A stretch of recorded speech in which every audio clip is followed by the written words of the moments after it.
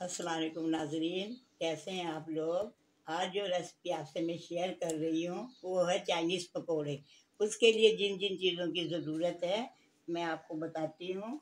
एक अदद गाजर, एक प्याज, हरी प्याज भी ले सकते हैं, हरी मिर्च, बंद गोभी, बेसन, मैदा, चिकन, ये अपना लहसुन अदरक का पाउडर लिया है मैंने, ठीक है, वाइट पेपर, बेकिंग पाउडर, लाल मिर्च, नमक।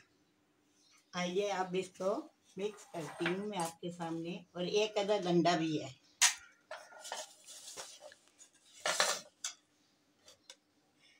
वन स्पून चारों चीज़ें दी हैं मैंने, ठीक है। इसमें अंडा भी ऐड कर देती हूँ मैं।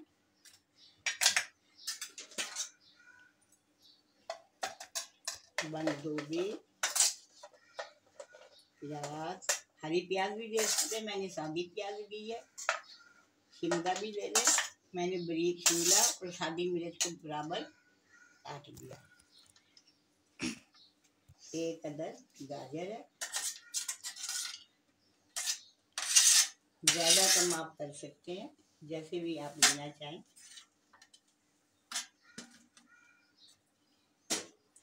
मैदा हाफ प्याली,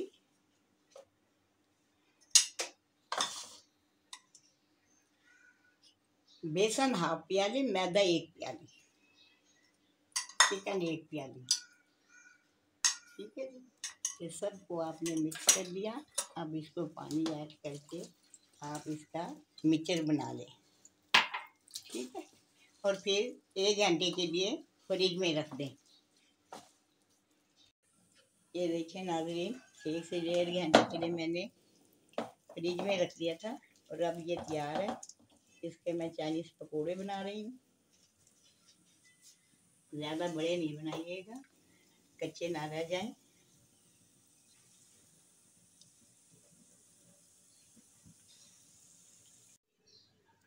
लीजिए नाज़रीन, चाइनीज़ पकोड़े तैयार हैं। उम्मीद है आपको ज़रूर पसंद आएंगे। मेरी रेसिपी को ज़रूर फॉलो करिएगा। अगले रेसिपी तक के लिए इजाज़त दीजिए। अपनी दुआओं में मुझे बहुत याद रखना। अल्लाह हाफिज़।